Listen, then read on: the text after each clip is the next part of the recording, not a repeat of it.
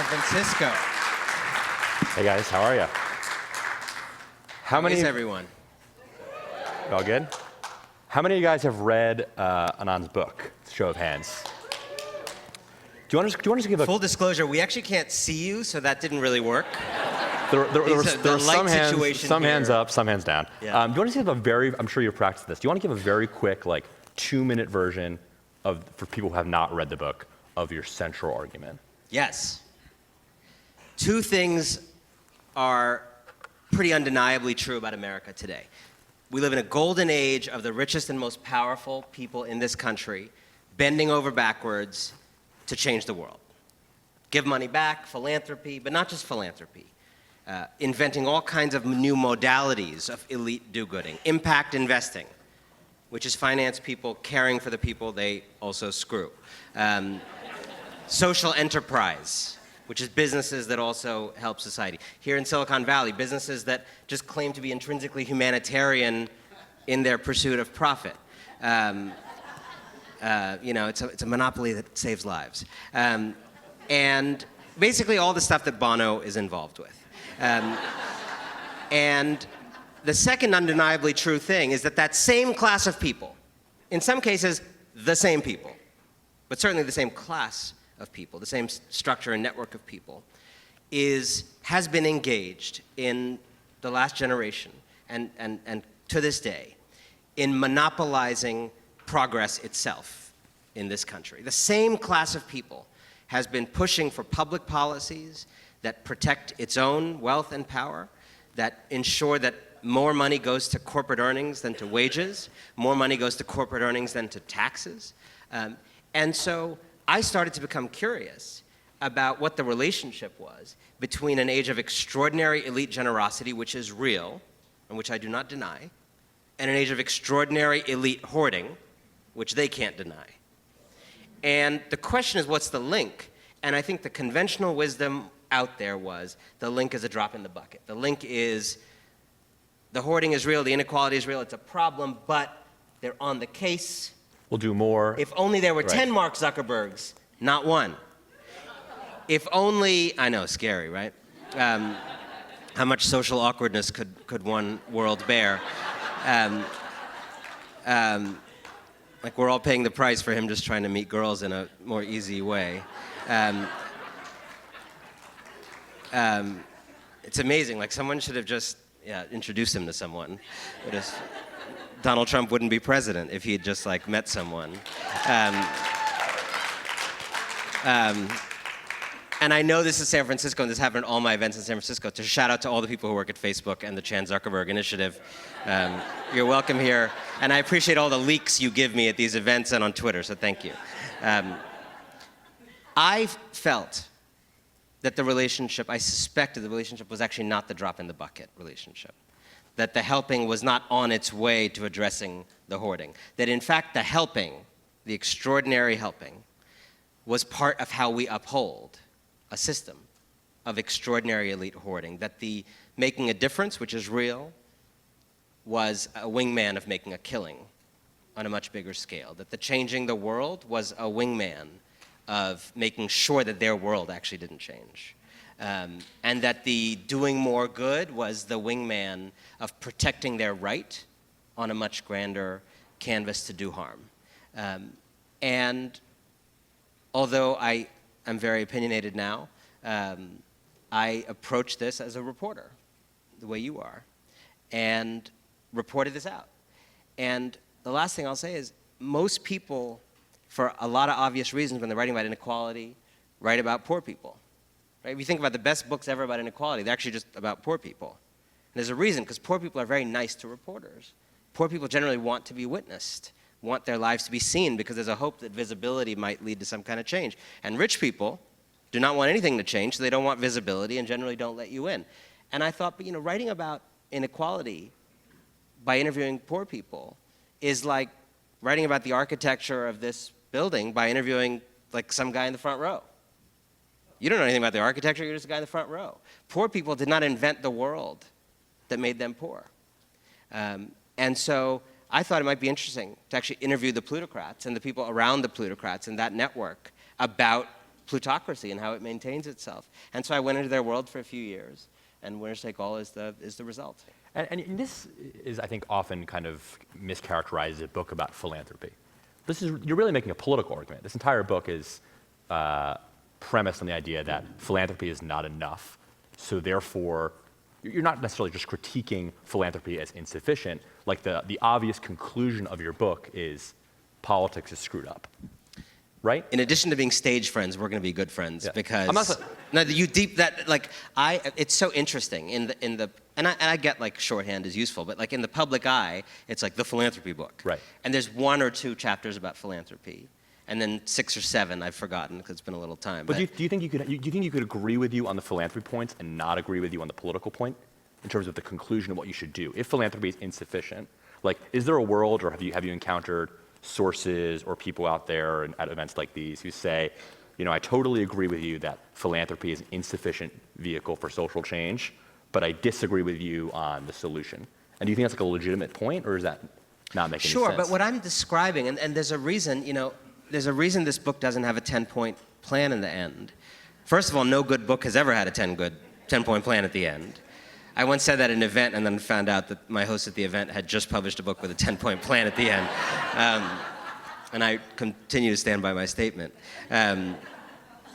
But look, I think philanthropy is a very flashy and prominent example of what I am trying to show is a much broader thing. So I coined this term for the book called Market World, one word, capital M, capital W. And Market World is a network of people, the people I'm writing about in the book. It includes like billionaires, but it also includes a 22-year-old graduate at Stanford with a lot of debt who's deciding what to do with her life and whether to run for city council or go work at Facebook, and chooses to go work at Facebook. That moment, she becomes part of Market World too. Market World is a group of people who are among the winners of our age, who have 2 things in common. A, they are sincere about what, they understand we live in an age of inequality, they're pissed about it, and they want to do something about it. Okay, so they're not Koch brothers. They actually want to reduce inequality. Right. These are people who are genuinely, at least think they're doing the right thing. Yes. And I would say most of them vote for Democrats. And most of them, I said this about Jamie Dimon yesterday in Seattle, and I think Jamie Dimon genuinely believes that he's not a slightly handsomer third Koch brother. I think he believes this. I genuinely think he believes this. And so that's the first thing they have in common. The second thing they have in common is when they pursue the betterment of the world according to their desire to increase justice and equality, whatever, they pursue it in ways that do not change the things that are allowing them to be on the top of the heap. And so if you believe, and in some ways the book is a long brief trying to make this case, that a lot of the reason that maybe most Americans are stuck at the bottom in our time is not that they, fell of their own accord or tripped, but that there's some people standing on them. There's no logical way to talk about lifting them up without making people cease and desist from standing on them. And they stand on them through how they pay people or don't. They stand on them in this city by making them contractors instead of employees, which they actually are. They stand on them by lobbying for public policies that benefit them, create kind of bottle service public policy that is at the expense of 99% of people. And then, having defrauded the society, starved the government of resources, defanged regulation, they turn around, look at the scene, and say, what a shame, all these festering social problems, government's not doing it. Well, this country's been very good to me. Allow me to step in and chip in a little bit. And in that moment, when we allow that, when we receive the check, when we put their name on the wall, we are part of the loop that allows the arsonists to reinvent themselves as firefighters. your fundamental solution, if you skip forward a couple steps in the process, philanthropy is insufficient. People are using this to whitewash reputations. Problems are real, which you don't dispute. The fundamental solution is we need higher taxes, more government spending to solve the problems that in a democratic way, in the same sort of generous way. But the argument you're making at the end of the day is for a more, liberal, in the U.S. context, higher taxes, higher social spending. Yes, but let's be very clear about this, because it's very important that we not be gaslit by the plutocrats into thinking that that agenda is radical. Okay? I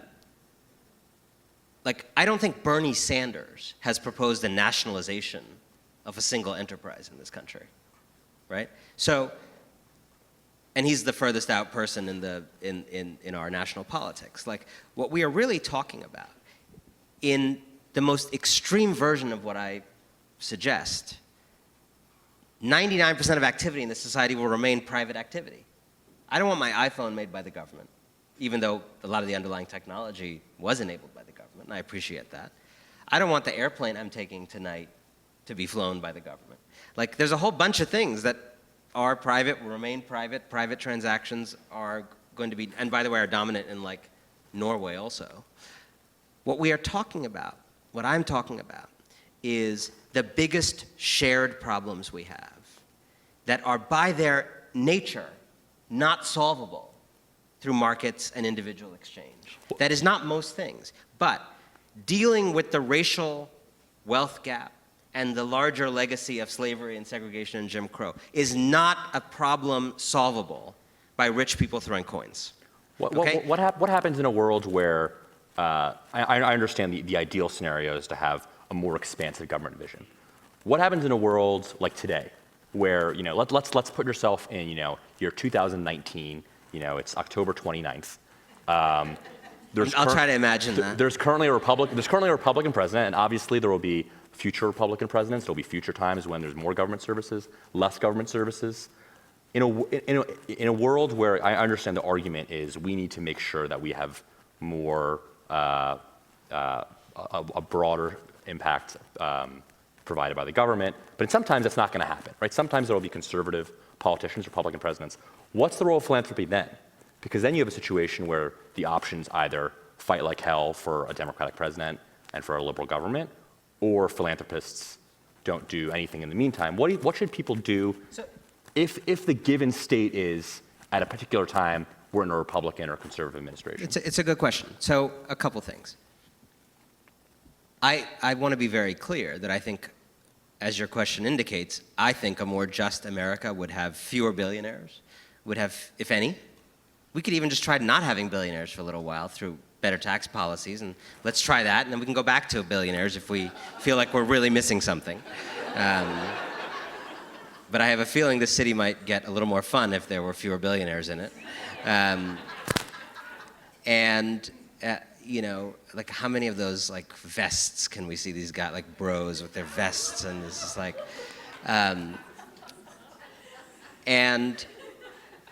and yet you're right that we're not going to get to the world I'm talking about now, and there may be periods of history where we don't. And I do think in those periods and right now there's a role for philanthropy, and I'll spell out what I think that is. If you are persuaded by what I'm saying, that we live in a system fundamentally that is allowing the benefits of the future to be cornered by too few people, and you're persuaded that that's a problem, and we're not in a moment where government's going to solve that, you can do philanthropy that would tend towards ending the bad system and hastening the advent of the next system. Or you can do philanthropy that is actually lubricating the bad system and giving it another week, another year of life, right? And I'll give you a couple examples of each. So if you take the issue of feminism and how do we, another great example of a collective shared problem that we can't ask people to solve on their own, okay?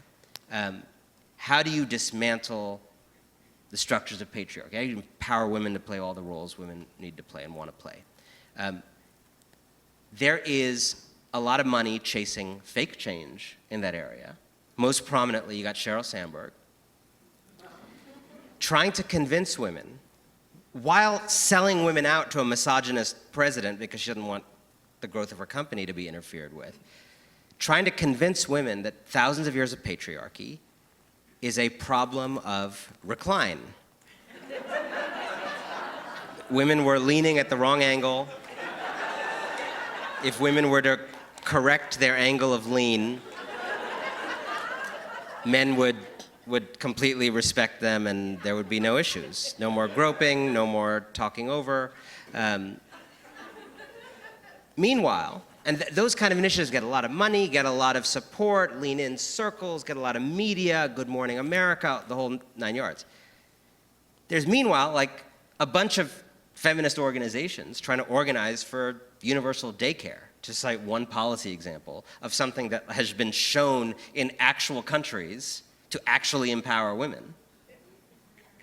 But what's the problem with that? Oh, unlike Sheryl Sandberg's thing, which actually just makes Sheryl Sandberg richer, the second thing would make Sheryl Sandberg, and everybody like Sheryl Sandberg, poorer to do that. Universal daycare would be incredibly expensive.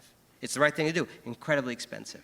And so I just did a deep dive on one of them, but on every issue, education, right? We do charter schools, what happens? We can fundamentally preserve an architecture in which your kids still get to go to better white schools than everybody else's kids, and we don't change that architecture, but we create one black school in your town that's a charter school, and you can mentor, as Darren Walker from the Ford Foundation says in my book, you can tell all your friends you got 3 black boys into Yale, and you put your name on it, and it's great, and nothing's changed. Or you could do the kind of philanthropy where you're funding the lawyers, and they are out there, who are actually fighting court cases to make it unconstitutional, it's going to take 20 years to do this, to fund public education by local property taxes, which is barbaric and unconscionable, and also the way we do it.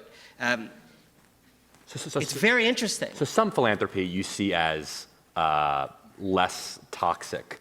I think there is traitor to your class philanthropy, right, and there is class protection philanthropy. Right.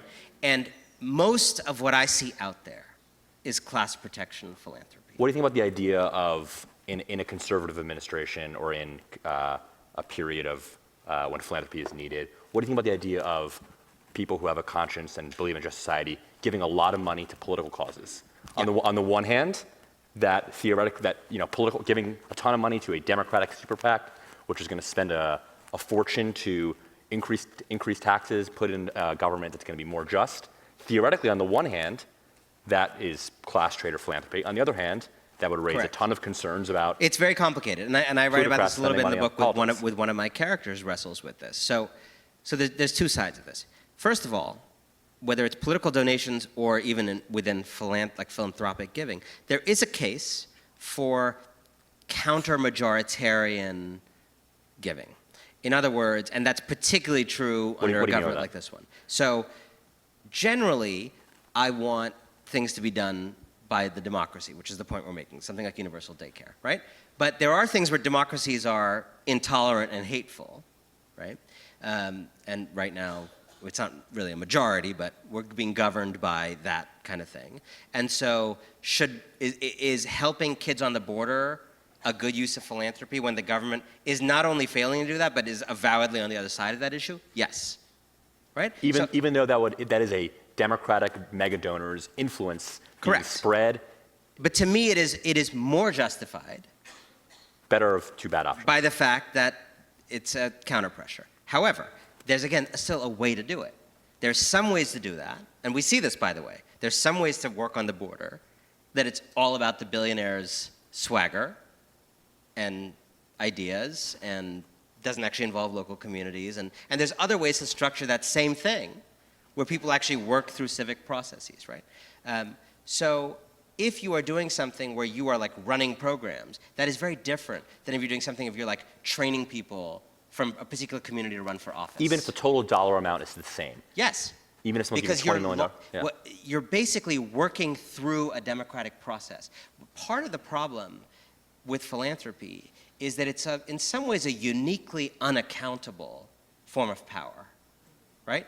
So if you have political power, that's a lot of power, but you have elections, right? And the most powerful person in politics can be gone pretty soon. right? If you're in business, the market is a somewhat ruthless, I mean, not if you have a Silicon Valley monopoly, but like the market imposes a certain kind of discipline. And if you're selling something that nobody wants, you're not here next year. There's no mechanism like that in philanthropy. If you made $50 billion and you want to transform education, and your big idea is that science is the only thing we should teach, there's actually nothing stopping you from buying $50 billion worth of that idea. And, and is some cash-starved district in Arizona going to take your $10 million and like get rid of a bunch of its other humanities classes to take that money? Yeah, of course. Right. And I think one of the things that I try to do with this book is make people realize that philanthropy is not all good or not all bad, but is a power flex. And power flexes of all kinds require scrutiny. Rob Ruish of Stanford, not too far away, talks about this. We are skeptical of the exertion of military power, even though a lot of people who go into the military are idealistic. Doesn't matter that they're idealistic. Who cares? We watch over them like hawks. Multiple congressional committees, the number of watchdogs, there's an international war crimes tribunal. Like media too. Right. Media. Right. How many people in this country are reporters covering that sector of life? Philanthropy is a $400 billion exertion of power a year in the United States, up there with the intelligence community budget, military budget, in that order of magnitude. Right. Most publications, you're an exception, most publications do not have a person covering it. What other $400 billion plus exertion of power does not have a single assigned reporter at most publications in America? It's been this place.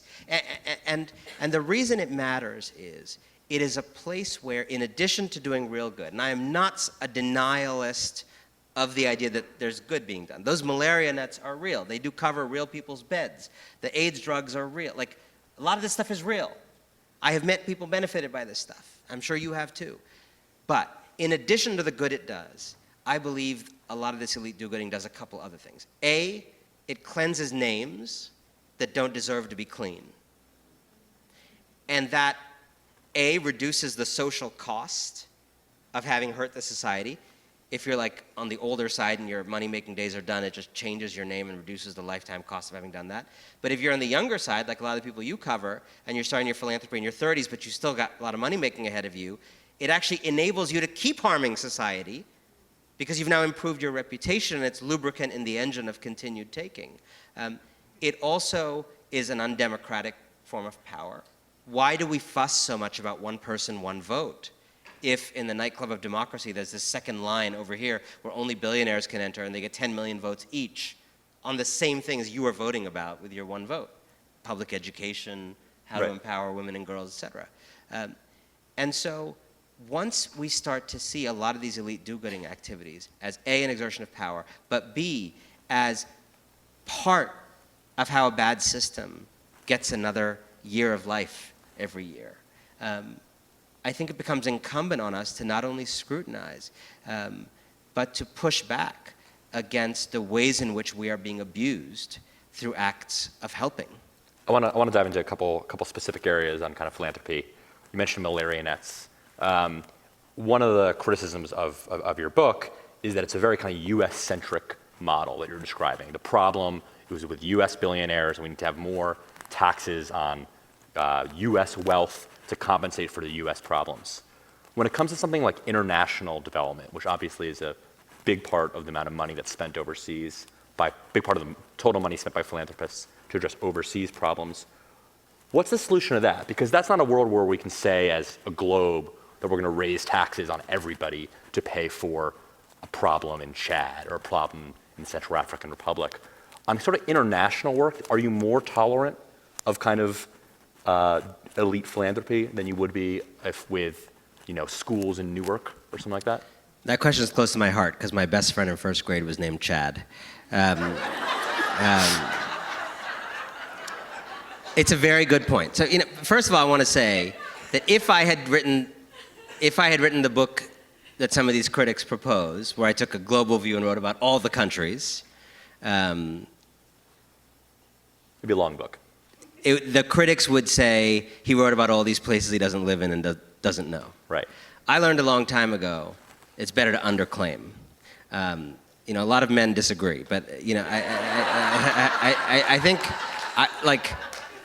I remember one of my most interesting experiences as a writer, going back 2 books, was like I wrote a book about India, and it's like that. I mean, it was by definition like only about India and my experience in India, my family, but also my own reporting in India, and all these people from these other countries who had whose parents had left Lebanon and they'd moved to Lebanon, you know, some version of my story came up to me like, oh my God, this is totally like Lebanon, or this is totally like Chile. But if I had said that, it would have been terrible, because I don't know. So to me, it's better to focus on a bounded thing, right, and then let people see what they see. But in terms of the solution, I mean... Right. I think you're right that the issues presented by developing countries, in particular countries where the government's capacity to solve their biggest shared problems is 0, potentially, raise a different set of issues. So I am much less skeptical of Bill Gates funding malaria nets than I am of Bill Gates funding Common Core, okay? The capacity of the countries where he sends malaria nets to do that without him is low. The capacity of this country to fix its own education system is much higher, right. though we may not feel that way. And so, to me, there's a legitimacy where it's not going to happen otherwise. That said, you know, there was a really important, I forget the author, important political science paper some years ago about aid and foreign aid in African countries. And one of the arguments this paper made was that in the West, traditionally, the citizen-leader relationship developed and representation developed because leaders started taxing citizens to do more ambitious stuff, right? We're just taking a little bit of your grains. Now we kind of want to invade that country next to us. Right, right. We're going to need like a lot more of your grain. And so they would take more of the grain, and people would be like, dude, you took a lot of my grain. I want to say in how we invade that country, right? And that's the birth of parliaments and assemblies and congresses. And the point this paper made was, by so much money coming into a lot of these countries from the side, the leader of that country is essentially able to address their biggest shared problems by being on Bill Gates' good side or DFID's good side. What happens is you delay the development of a citizen-state relationship that is actually the only long-term solution to that country's woes, and you delay a kind of democratic deepening in those countries. Right, so basically the argument rests on a bedrock belief that the democracy in this place works, right? So in a dictatorship, or, you know, frankly, if you believe in the United States that democracy doesn't work for other reasons, you might say philanthropy is imperfect, but so is government. I mean, someone could make the argument, right? But obviously this is not Chad, but to a great degree in this country, rich people are the reason democracy doesn't work. In the first place, that's okay. And this is the big problem, and this is the gaslighting. Okay, the gaslighting is a lot of what I hear from the people with the venture capital vests is pour one out for them, and welcome if you're here tonight. I can't see anything. Is, you know, dude, I'm totally with you. I love government. I once went to the White House in 8th grade. But it's just not up to the challenge. So a VC like me has to be deciding things about public education. Now, what this does is it starts with a day one analysis of the problem, when in fact we are late into the problem. Since the 70s, that VC guy and his predecessors and members of his larger class and community, right, exactly, have been pushing for a world in which government did as little as possible, taxes were as low as possible, regulations were as low as possible, people were as unprotected in the market as possible. And all the predictable stuff happened in that social problems multiply. Turns out you don't give people stable jobs, then they don't have stable lives, and they get evicted from things, and they get addiction issues and end up on government assistance, and all the obvious things that are going to happen. And then you step into that scenario and say, what a shame the government's not on the case. Dude, you made it not on the case. You fought tooth and nail for a world in which government could not and would not solve these problems. And now you use the result of what you did to justify your further incursion. But I guess I'm not necessarily talking about ideology. There's also a question of like competency, right? Some people who would say that even if government was equipped and there was a popular mandate to handle some of these challenges, there's an argument to be made that maybe government is just not capable of it for various reasons. But this is what I'm saying. There are two parts to this. A, it's not, I mean, A, to the extent that it's true, they made it less capable. How do you starve government from, I mean, if you look at the data on what a wealth tax would raise, for example, right. The Sanders and Warren wealth taxes are actually fairly modest. Like, people would still get richer every year under both of them, probably. But you look how much money they would raise, trillions and trillions of dollars, right? Like, the idea to say that government should be equally capable if it didn't have those trillions of dollars, or if it did, is preposterous. Of course it's incapable of a bunch of things if it doesn't have resources. If I took away half your money, you'd be incapable of a lot of stuff you currently do also. Right. A. B, it's not actually true that government is uniquely incapable. And this is something people really don't talk about enough, okay?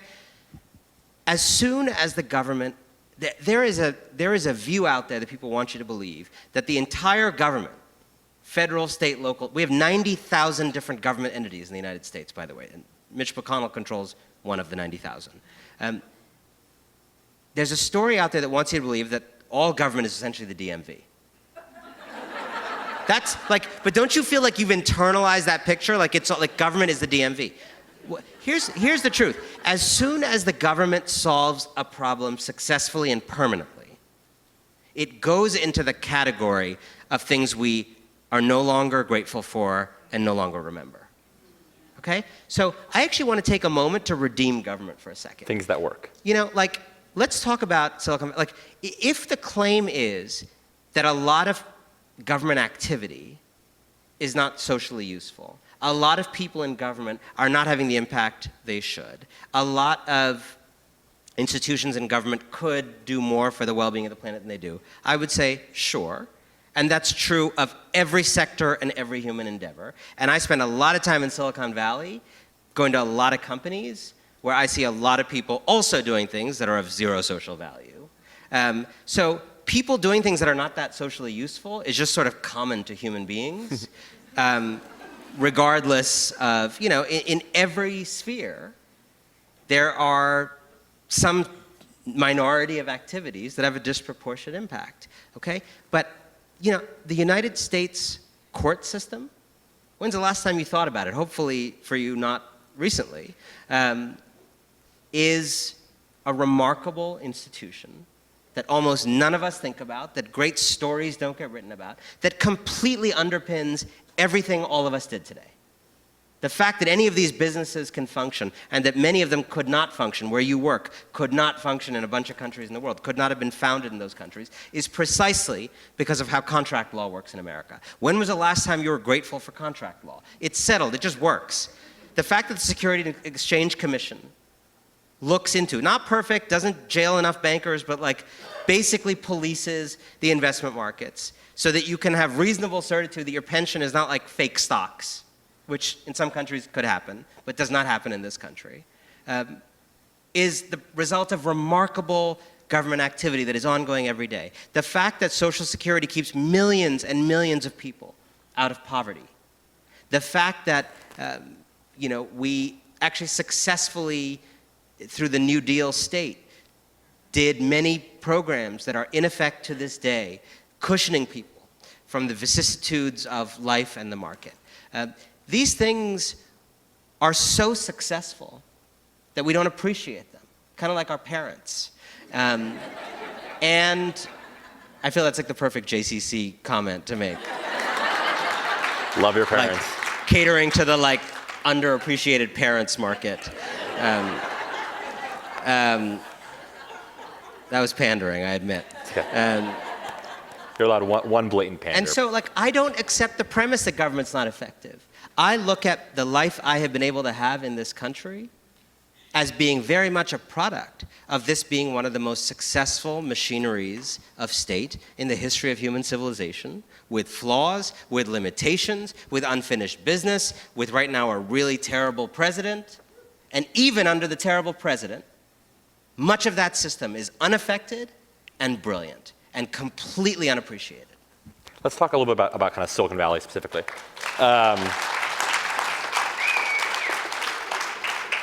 You mentioned earlier that you're trying not to tar with a broad brush. You mentioned Bill Gates.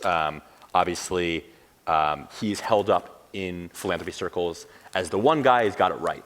There's a lot of wandering by rich people as they try to figure out how they should give their money away. Bill Gates runs the biggest foundation in the world. He's been doing it for 20 years. The conventional wisdom is he's their best case scenario for how philanthropy can change the world. I'm curious if there's anybody else beyond Bill Gates who you think of as doing a good job. I think we should stick with Gates for a second because it illustrates something. I have a feeling I know where you're going with this, based on some of your tweets. Right. First of all, I think it is true that unlike certain people, unlike I would say the Sackler family, members of the Sackler family, unlike the Zuckerberg kind of example, you have in Bill Gates someone who did not make the money through that kind of acute social harm.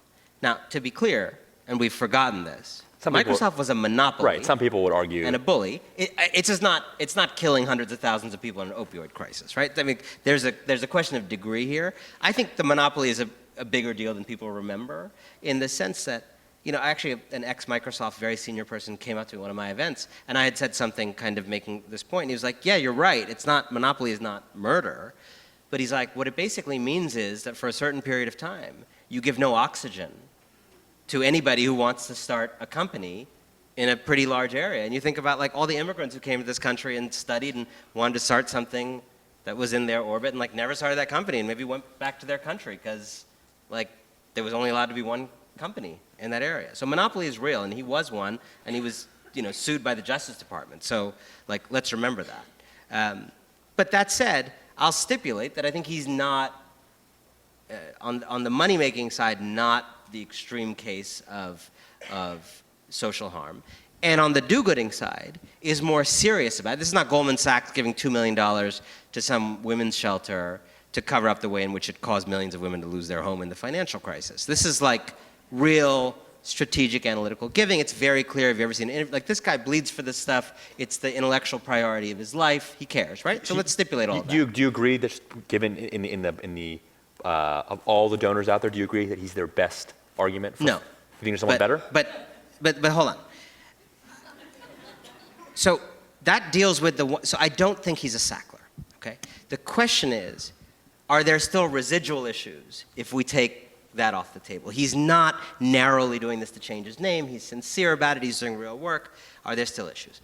And I think the following two issues still remain. Issue number one is, it is no matter how you made the money and no matter how effectively you're spending it, to me, it is still too much power for a private, unelected individual over public life. Plain and simple, right? It is undemocratic. Or if it's not undemocratic, then why do we bother to limit other forms of private power if some rich person gets to just redecide public school policy? To me, it's just inherently undemocratic, right? And I would say, even if you take someone who absolutely did not harm anybody by making money, Serena Williams, if she did Bill Gates' education activity, I would have the same concern about why should any one person get to decide things that we should all be deciding together, okay? Second issue. In playing in the do-gooding social change world the way someone like Bill Gates does with that level of power, someone like Bill Gates inevitably changes our conversation about change. This is a very important point to understand. Changes the terms we use, right? Changes the kind of what is valorized and what is not. Changes the moral valence that something like a teachers union might have versus something like a charter school might have. And in so doing, all of us end up unwittingly participating in a cultural landscape that is rigged. And I think it's very important to think about that Gates example, because even if these people are not problematic in the money-making side of life, which I think he is, but even if we stipulate they're not, it's still problematic. And I also think, and this may be what you were getting at with the tweets, the fact that he, one of the greatest advocates and warriors for children on earth, had the profound misjudgment to spend a significant amount of time with Jeffrey Epstein after he was a convicted child rapist, sexual predator, and was not forthcoming about it when called out about by the New Yorker and others, to me raises profound questions, not about his ability to decide big things for humanity, but about any flawed human being's ability to decide big things for humanity. I'm not saying he's unique in the misjudgment he showed. I think it was terrible. But I think that is the whole reason why we don't have kings. And through this kind of philanthropy thing, we've allowed ourselves to have these private kings. Right. So who's a good example of someone who you think is, if you stipulate that someone's going to have, maybe not however much Gates has, but a billionaire. Is there an example out there of a billionaire who you think is who's doing the least harm to society with their giving? Here is, I have to apologize in advance, but here's why I can't do that. Because I don't know all of their practices, and I know what's going to happen if I do that, is tomorrow morning there will be some story about how the person I named, actually, bought the Cayman Islands' Treasury Department, and, And so, I don't want to endorse a person whose entire books I haven't seen. But I do think there are people out there, an organization that I think is very interesting is Resource Generation. There are organizations out there thinking about how do you, if you do happen to have this money, but you agree with a lot of what I'm saying, how do you spend it in ways that would help dismantle the system? There are people out there thinking about traitor to your class philanthropy. And there are causes that you can give to if you're one of those people. Someone like a Mark Benioff would, obviously he's... So I'll give you an example with Benioff that I think is interesting. Mark does a bunch of standard market world stuff, I think it's been called 1-1-1, which is 1% of profits, right? That's the kind of standard playbook, business, and he says, business is the greatest platform for change. Now, I think he is completely wrong about that. But that's what he says, and so he does some stuff around that.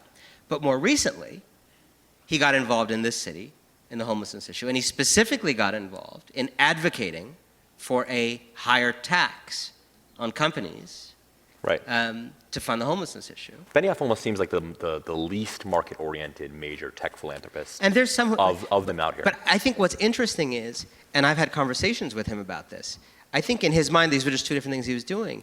And it was no, the second thing is actually system change. And the first thing is fine, but it's fundamentally part of a kind of feudal model of business throwing coins while refusing to change the system. Raising taxes, fixing these larger structures, gets you to a different place. And we have seen, he's not the only one. Eli Broad came out in favor of, I think, a wealth tax. You had a letter from Abigail Disney, there's Pritzker people. There have been more calls for not just higher income taxes, but wealth taxation. I actually have conversations with a lot of these folks, Abigail and others who've read the book and grappled with it and tried to figure out where to land on some of these issues. Right. And I think where the most thoughtful people in that world land, in my view, is when they land on, you know what, the answer to a winners take all world is actually winners taking less. And the only way to do that is not me throwing coins at people, but actually having it coerced through government action, through taxation. Because this is a question you get all the time, and we're talking backstage about what's the solution. If you're a billionaire and you have $5 billion, and you're trying to, I accept the premise. You have the money. What are they supposed to do with it, right? I know you get this question all the time, but do you recommend they send it to the IRS? Do you recommend that they seriously throw it out? Because you have a world where the wealth exists, and this goes back to our previous question about what do you do in a conservative administration. Mark Benioff can't change U.S. policy by himself, right? Mark Benioff could decide to spend a lot of money to advocate for Democratic candidates, which he does. He could decide to somehow take less personally at Salesforce. He could decide to no longer do CSR initiatives with the Salesforce Foundation.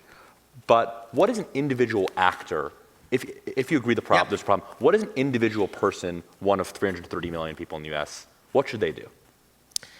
A couple things. First of all, towards the end of the book, I interview this brilliant Italian political philosopher, Chiara Cordelli at the University of Chicago.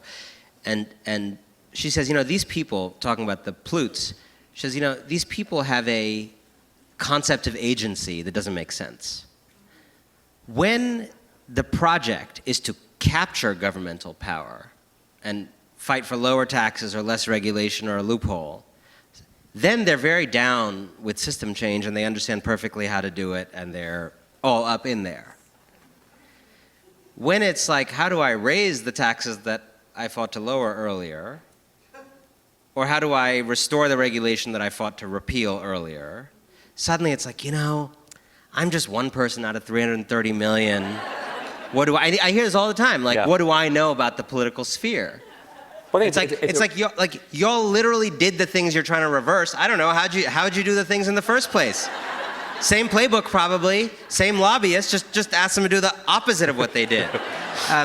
So I just want to say as an overall point, because Mark Benioff, I think, tried one initiative to raise taxes, and it succeeded, and now taxes are higher. So I think these people can actually get a lot done. The same way they got stuff done the wrong way. So that's the overall point. In terms of what to do, I have a two-part answer for you. Part one is, first, unwind your complicity, okay? Stop doing bad stuff. Stop doing bad stuff. That is, and the partial list would be, do a complicity audit of your company. All right, here's what a complicity audit would start to ask. Not exhaustive, right? How are you paying people? How much are you paying people? How precariously are you paying people? Are you making people contractors, not employees? All of those shenanigans, right? Taxes, second part of the complicity audit. Are you using the double Irish with a Dutch sandwich? Stop using that sandwich. Are you using weird Caribbean islands that you are not actually interested in being part of the community? The whole set of things you can do around taxation. Lobbying. What are you lobbying for as a company? By the way, this is a question employees of companies should ask, because employees generally have no idea what their company are lobbying for on behalf of their work product. They're just doing the work product, right? And often companies are asking for things in Washington that are so destructive. I once spoke at this conference of business and society round, something like that, and the woman who'd spoken before me was from the Coca-Cola Clean Water Initiative. Perfect warm-up act for me. And I was like, I don't doubt that the woman who just spoke to you, that her little part of Coca-Cola, I'm going to stipulate, although I don't know, that her little part is a net good for the world. I don't know that to be true. But I'm going to stipulate that the Coca-Cola clean water thing in isolation is better than not having it. The problem is there is someone else at Coca-Cola with a nicer suit than her who is fighting for things to be slipped into the federal budget and trade deals with Mexico and China that is having an effect on the world 1,000-fold the effect of what the clean water woman is able to achieve. So look at your lobbying. So step one is unwind complicity. Stop doing things that are actively making the world worse first. Second, if you still have a little stamina in you, begin advocating. As a rich person, as a CEO, as a person who is in the plutocracy, begin advocating at a systemic level for the kinds of structural changes that would solve this problem universally, publicly, democratically, institutionally, and lobby for them with all the might that you might have otherwise lobbied for things that were of private benefit.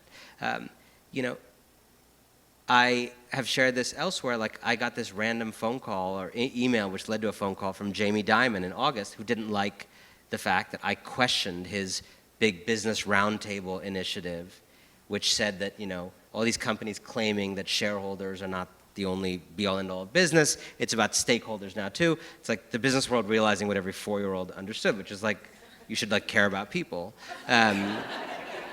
And he didn't like that I gave the skeptical quote, so we had this phone call, and I basically kept saying to him on this phone call, if you really believe business should care about the environment and care about people, we have an amazing way to make sure that happens, which is called the law. It's called policy. right? That way it doesn't depend on Jamie Dimon, like, feeling handsome a particular morning. I don't want, like, your pay to depend on whether he's feeling handsome on a Tuesday. And so that's the whole point of regulation. So if he's doing this stuff, but then in Washington, JP Morgan or the Business Roundtable representing these 180-some companies is lobbying against forcing companies to be more stakeholder-minded, you're undoing this little virtuous claim. So unwind complicity and then actually begin proactively advocating for the kind of structural changes that might be bad for your class but good for the republic. So when you see, so a good example of that would be there's kind of a class of billionaires, probably most prominent is probably George Soros, who's basically calling for a wealth tax. Like that to you fits the bill of advocacy that who knows if they really are gonna, you know, it's very easy to sign an op-ed, right? But like who knows whether or not they're actually gonna be advocating for this with might. But again, the how is important, right? So if you want to spend $100 million pushing towards a wealth tax, right? There's some very plutty ways to do that, like right, because like obviously that you could argue that distorts democracy, spending $100 million for. And again, I'm not saying that I'm like on that issue. I think it's complicated, and like I think if you are fighting against your own class interests, I give you a much freer pass to exert political influence because it's just not selfish in the same way. So Michael Bloomberg would sort of qualify too, though. Not on wealth issues, but on guns issues or immigration issues. But then he uses the guns issues. Right. You know what he said to Elizabeth Warren backstage at this gun safety forum? Do you know this story? So he has this gun safety forum. This is such an important example of how this whole thing works and why the woke billionaires are as problematic as the regular billionaires. So he has his gun safety forum. I guess he's one of his organization. Every town is like one of the sponsors. I think he's all the money behind it. Was he all the money, right? I believe so, yeah. So Elizabeth Warren and others speak at this forum. And I didn't see her talk, but I think she gave not only a gun thing, but probably her standard critique of plutocracy and money and a lot of the stuff you've heard like less eloquently tonight. And backstage, and he shares this anecdote with pride. Like that's the great thing about guys like that. Like they're not embarrassed. I remember watching it live. By their barbarism. He gets up on stage and you know here's his riposte. I appreciate that about men like that. It's like yeah, so transparent about their vulgarity. So he comes on stage and says, "I just saw her backstage, and I said to her, you know, if I hadn't been really successful in my business." And I put on that like vest picture. If I hadn't been successful in my business, we wouldn't have this forum. So, you know, nice speech, but enough already. Okay, now, a little casual moment, little flip, but think about it, just unpack it for a second, because I actually think you could tell the whole story that we're talking about here through that encounter. What he is saying, he is using the do-gooding he does to say, because I sponsor this forum philanthropically, I'm giving you a chance to speak at my forum, which assumes that somehow she doesn't have other places to speak as a top-tier presidential candidate. I, this man, am giving you, this woman, a voice, which is pretty preposterous given that she has a much bigger voice than he does right now. And therefore, because I am doing that, which we've already explored how dubious the claim that he's even doing that is, but because I'm doing that for you, you should stop questioning the system that allowed me to make the money that gave you this platform, which is actually not that much of a platform for her. That is the move, people. This is, if you take away one thing, you got to understand that these are not separate things. Him making his money in the system we have, and then him being a woke philanthropist are not unrelated. In that moment, the mask slipped. He used the do-gooding to justify the system of extreme taking. Don't talk about this, because if you talk about this, I'm not going to give you a stage to share your ideas, right? It's that loop that makes me as skeptical, if not more, of the billionaires we're supposed to trust. So on Soros or others, if they want to work on $100 million to advocate for a wealth tax, the key thing is to think about what is the least plutocratically enhancing way to do that. Even though the policy substantively is anti-plutocratic, I give you a lot of credit just for that, but there are still ways to do it that would have your opinions dictate. But let's imagine instead that $100 million would be spent on recruiting and training a generation of pro-tax candidates to run for local, state, and federal office over the next 20 years. That would, to me, be an example of something that was just a little less pluty, because your money would be going into the system and affecting something, but for it to work, people would have to actually win elections, which would mean that the filtration of democracy would be legitimating as opposed to like giving the money to a super PAC. And tipping an election Right. that you wouldn't otherwise have won. Gotcha. Last thing before we gotta go to some audience questions after this. Are you disappointed at all that like presidential candidates are not talking about, obviously their candidates talking about a wealth tax, but like the issue around billionaires and billionaire philanthropy is not something people are talking about explicitly. You know, there's a lot of conversation now around kind of these foundations that exist, whether or not these foundations should be existing in perpetuity. There's a debate about donor-advised funds, but this is still pretty niche stuff.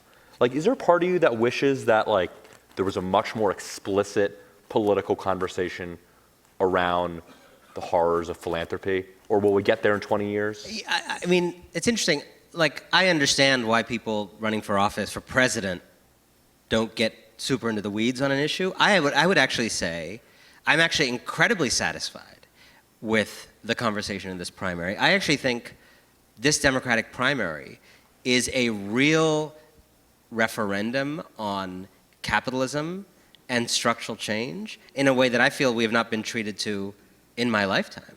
So I'm actually, we're not talking about philanthropy, which is maybe a little niche for the game they're playing, but we are absolutely talking about like whether we should even have billionaires. Right. Which is a pretty. It's been a question at one of the CNN town halls. Yes. And like. That was like a Reddit, like the darker sides of Reddit conversation a year or two ago. That is now a main stage presidential debate question. You know, the last debate I was very struck. I think this was kind of newsworthy. Like all the people who are not for a wealth tax basically said like, yeah, I'm sort of for a wealth tax. I just haven't put one out yet, right? Which was sort of interesting. So the Overton window has really moved. And I actually feel this primary has been a remarkable exposition of two theories of change. A win-win theory of change, which is kind of the theory that my book is attempting to dismantle, and a theory that actually understands that real change in a moment like this involves the loss of power, and that you can't fight for the people below without cramping the style of the people standing on their necks. And just as you cannot address patriarchy and the Me Too movement without restricting and dealing with the power and impunity of men and limiting it, reducing it, just as you can't end white supremacy without, and deal with racism without reducing the power and impunity of white people, there's no way to reduce the power of, there's no way to fight plutocracy without making the plutocrats less wealthy and powerful. And so in this race, you have two candidates who are basically questioning, in Bernie Sanders and Elizabeth Warren, the win-win premise. And they are saying the only way to do right by most of us is to actually make some people less influential and powerful and even wealthy than they are right now. And then you have a bunch of other people who are kind of offering the same win-win Democratic Party stuff of like, we can lift everybody up together, and we can somehow pull the guy on the floor up without affecting, per Joe Biden, without changing anything fundamental for the person standing on their neck, which is a remarkable feat of physics, if he's able to pull it off. All right, I think we have a bunch of time for some questions.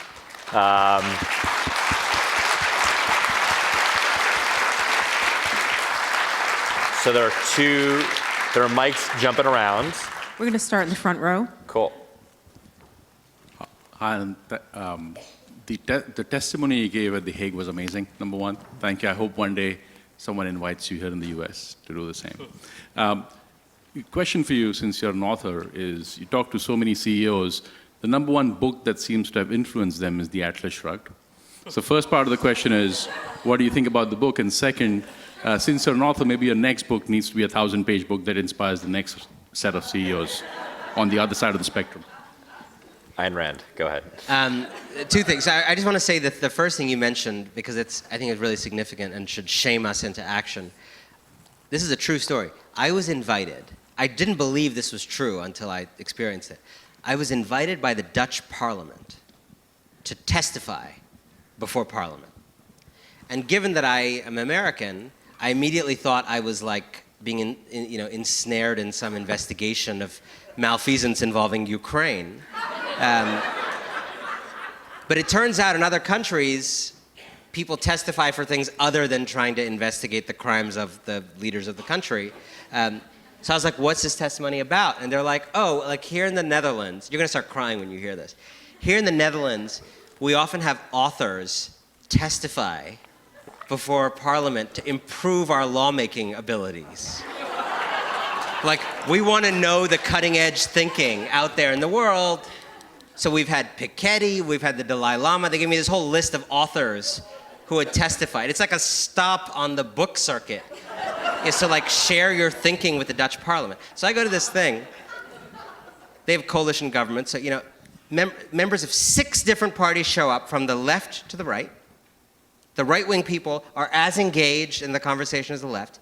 They all ask amazing questions. They're literally like, okay, so what kind of tax laws could we pass to end this loop? Like they're thinking, they're making notes. Most of the members in questions cited books that I should read, none of which I knew about. Like they knew all these like obscure academic books that they had read to try to like get better at their jobs. It was the most depressing shit I've ever encountered in my life.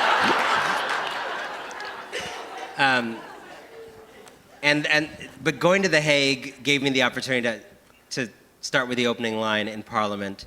It is great to be here in The Hague, the past home of my wife and the future home of President Trump. So they laughed like delayed and nervously about that. I don't think they want him. In terms of Ayn Rand, I mean, because a lot of CEOs love that book, I've never read it. I'm not so interested in that kind of book. I probably should read it just to understand their weirdness. But, I think what's so interesting is like I notice in like airports, like what books are for sale, or like in airplanes, like there's a certain kind of like business bro reading. Like I feel like they're all the same titles. It's like too. the Sapiens book and like Jared Diamond. Like I took apart Jared Diamond in the New York Times Book Review earlier this year because much of what he said was like not true, which is a problem. And I feel like the only thoughtful thing I can maybe say about your thing, because I don't know about Ayn Rand, is like I feel a lot of the problem we have, particularly with these men, I think it's a lot of men, is that they're just like literally reading the wrong stuff and like don't know a lot about society because they read this stuff that gives them this like weird 30,000-foot view, kind of mechanistic view of society. Like they don't understand people, and they don't like. And I really felt this in my Jamie Dimon conversation. I feel like I'm talking to people who are remarkably powerful and very smart in certain ways, but like completely socially illiterate. And it's very dangerous when people with this much economic power, political power through the lobbying, and then like social power through the philanthropy stuff we've been talking about, have so much power over public life, and they literally just don't know a lot about human beings and human societies. Next question on your right. Next question. Hi. I first of all just want to thank you that like everything you have said just like rings so true, and you say it so clearly and simply, and I just love that, seeing somebody on stage doing that. So my question is, my question is, you have talked about this idea of class trader philanthropy. You also talked about how the people that you interviewed don't really want to be examined. And in the book, you talk about your own sort of educational pedigree and being in an intellectual class that gives you a certain amount of power and privilege. Once the book came out and you perhaps was writing this intellectually class traderist thing, are you still allowed in those rooms? Are you seen as a threat? I mean, and if you're not, how did you survive the label of traitor and still retain power and privilege to get into those rooms? Great It's a really interesting question. I mean, I've definitely not invited to a lot of places I used to be invited, for sure. You know, very senior person. I mean, we haven't talked about that tonight, but this book originated as a speech at the Aspen Institute, where they'd asked me to talk about a previous book of mine, and I said yes, and then pretended I was going to do that, and then actually gave a talk about how the people in the room who were there to change the world were actually the problem that needed changing. Super awkward moment. That led to this book. And after that, one of the people there was like, I just want you to know, like, you're always welcome back on campus, like the physical campus, but like you'll never have any kind of, you know, participation here until like the current trustees are dead. Which I thought, you know, in that case, the Aspen Institute, they're all over 90, so like that wasn't that bad. But like that was a world that really, you know, and then there have been like conferences that, you know, where I've spoken in the past, like before I wrote this book, that love my ideas. And there was an explicit conversation after this book, a private conversation that was basically like, you know, I love you, man, but I'm never going to put this on a stage because this is going to, you know, like go after my friends, or this is going to make billionaires give less. And I think billionaires giving is the only thing that'll save the world. So there's been explicit de-invitations of that kind. The most hilarious thing this year was like Town and Country magazine had this thing of like, these are the most sought after dinner guests in the world. And I was like on the first page of it, like number 2 next to some prominent, and I was like, this is so funny because it's not true. Like I'm not invited to any of this shit.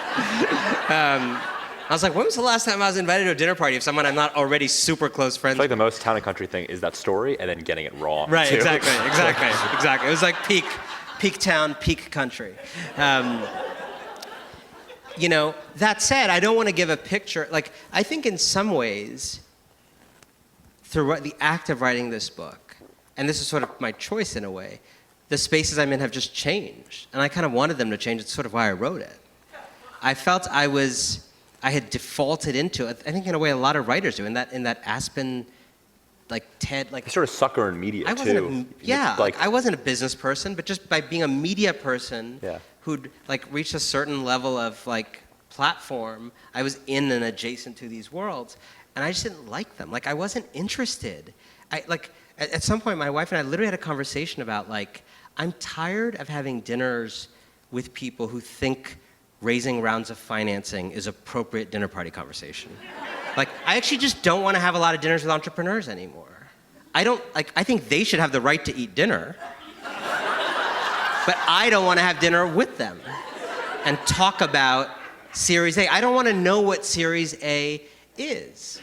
Like, I don't know, like, they don't know about my eczema. Like, why do I know about their Series A, right? Like, that's your personal business. So, by writing the book, a lot of that fell out of my life. But like, don't cry for me. Like, I also spend a lot more time with like writers and artists now, and a lot of the spaces that have really embraced me and taken me in, including this one, maybe, are spaces that I'm much happier to be a part of. We have time for just 2 more questions. I just want to tell everybody to stick around afterwards. Anand's going to be signing books in the atrium, so join us for that. Next question on your right. Hi, Anand. Thank you so much. I also deeply resonate with everything you've written and spoken about. My name is Agatha, and I used to work for a philanthropic organization here in the Bay Area. And the rumor is that a shipment of your books came to the office, sent from an unknown sender, and instead of being distributed to the employees, the box was quickly scurried away. I no longer work there, and Can you give us the name of this organization?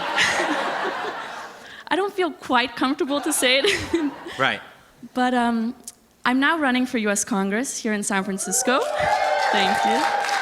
Tell us your name and the district number. My name is Agatha Basilar, and I'm running in California District 12, Otherwise known as? also known as Nancy Pelosi's seat.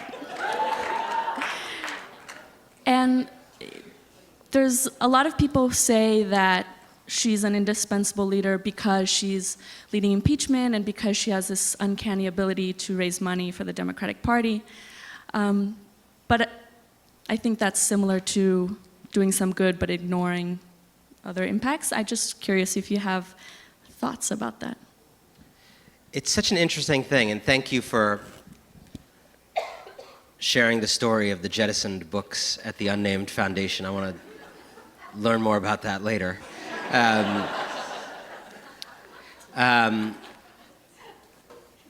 I think Nancy Pelosi is it's a perfect example you've pulled out, and of course you've pulled it out because that's the fight you're in.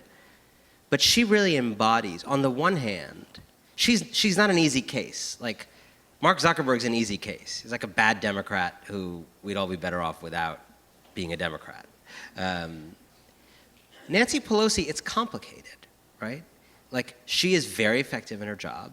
She's clearly very effective on this impeachment stuff. She understands power in a way that a lot of Democrats don't. And I think all of that is valuable. And she's now, reluctantly, but now leading this charge against the president. What I really resonate with in what you said is, I think she is also part of why we have a president that needs to be impeached, in the sense that she is part of a two-party consensus on money driving American politics, and she's been on the left half of that. That, to me, is the reason for our deeper disease. And it's complicated if you're in her position. I'm sure she has all the right positions about getting money out of politics eventually and all of that. But I think we have to accept that even Democrats we may like, we may love, we may admire, we may like the way they clap at President Trump, were on the fundamental question of creeping plutocracy over the last 30 or 40 years, not sufficiently against it. Were not, spent too much of their time at cocktail parties with very rich people, were very rich themselves, as the case may be. And, Cynthia Nixon, when she was running for governor of New York, had this line, we need not just more Democrats, but better Democrats. And so I think the question of her aside, there's this question of, for the Democratic Party to truly be what it's about, it needs to be a party where its leaders literally do not know rich people, in my view, right? I think when you look at someone like AOC, to take one example, prominent member in that same body, I think this is someone whose social networks literally do not intersect with the plutocracy. And actually it makes it easier to be the party that checks plutocracy if they're not also the people you're hanging out with secretly while you're also in this really important job to check their power. Good luck to you. Okay, last question right here on the left. Oh, thank you. There's been a lot of discussion of individual billionaires, and I suppose they have some role in this. They don't interest me too much. I'm interested in the non-federal centers of power, which are cities and states, and I'm also interested in foundations. Can you say something about what people here may do to strengthen their role in moving all this in the right direction? Great question. I'll give you a meta answer and then an action answer. The meta answer is my way of thinking about the moment that we have been living in that has engendered all the problems we've been talking about is that for 30, 40 years we've been living in what I call the age of capital, an age defined by the longings of capital. In a way, it's a way of organizing, it's called neoliberalism, it has many names, but it's a way of organizing the world in which kind of when faced with a choice about how to design society, you ask, like, what would money want? And that's been the design algorithm for our country for the last 30, 40 years. And I think what is happening is the age of capital is giving out. I think it is sputtering. I think the lack of trust in Silicon Valley, the fact that a fake billionaire president has so flamboyantly discredited the idea that business people are smart and capable of solving all social problems, you know. Like, I actually think this is like end times for this cult. Doesn't mean it's going to end tomorrow, but I do feel it's end times for the cult. And I think what follows it, I hope, is not the age of tribal nationalism that Donald Trump wants, but the age of reform, much as we pivoted 100 years ago from an age of the Gilded Age to the age of reform, progressive era, then the New Deal. So, to your question, what everybody in this room can do is figure out your own way. In that, if you are with me, that is a turning that needs to happen, that we need to pivot to an age defined more by public purpose and private purpose, by common institution building, by political solutions to these problems, not private whims, then you have to figure out in your life what's your way to advance the ball on that larger turning. For someone, it may mean standing up and running for Congress against the most formidable possible person to run for Congress against, right? For someone else, it may mean sticking to your crappy law firm job, but at least volunteering to knock on doors for a city council election. And then it may mean everything else in between. I've met so many people who've come up to me at book events and said, like, I've changed my job because of these conversations. Like, there are people who were working for people who they didn't like and they didn't respect. Maybe that's some of you here tonight, and they like realize at some point life is too short for that. So I can't tell you a one-size-fits-all thing of what that life is. If you're at a certain stage of life, you're retired, like maybe you can become a political volunteer. If you are 35 and you have a lot of authority within a company that has an outsized influence on the world, maybe you trying to do that job more honorably than a lot of your colleagues want you to is the best thing you can do. You got to figure out whether it's by quitting something, by joining something, by speaking up a little more at work, by running for something, you're going to help the age of reform arrive sooner. But to me, the work to be done right now is to end the age of capital once and for all, and bring us back to an age of humanity and an age of common purpose and an age of reform. Great.